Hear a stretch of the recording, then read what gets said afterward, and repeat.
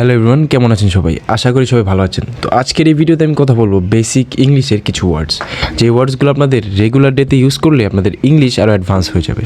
তো আর বেশি দেরি না করে চলুন শুরু করা যাক।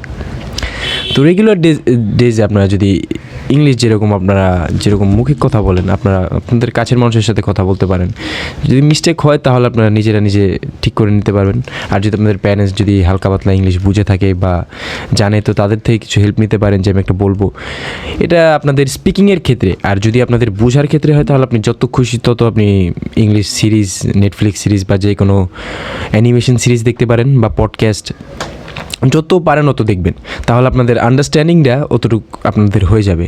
ওয়ার্ডসগুলো ক্যাপচার করবেন না, আপনারা যে ইমোশনগুলো আছে ইমোশনগুলো ক্যাপচার করবেন এবং আপনাদের চেষ্টা করবেন যথাযথভাবে ফ্লোর সাথে যেতে।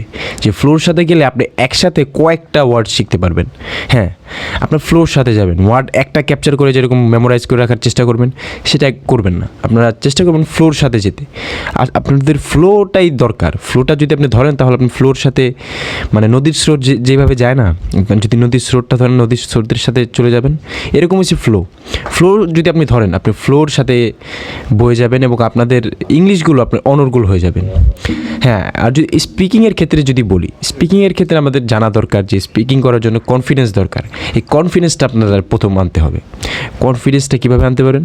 যে কোনোভাবে আপনাদের ইংলিশ বলতে হবে বারবার, মানে উচ্চারণ করতে হবে। ভুল হোক, মানুষ ভুল ধরুক, এটা কোনো বড় বিষয় না। ভুল হবে, আপনাদের ওটা ঠিক করবেন। এটাই আপনাদের লার্নিংয়ের যে প্রসেসটা, এটাই আপনাদের সবচেয়ে মূল দরকার, যে মিস্টেক করা।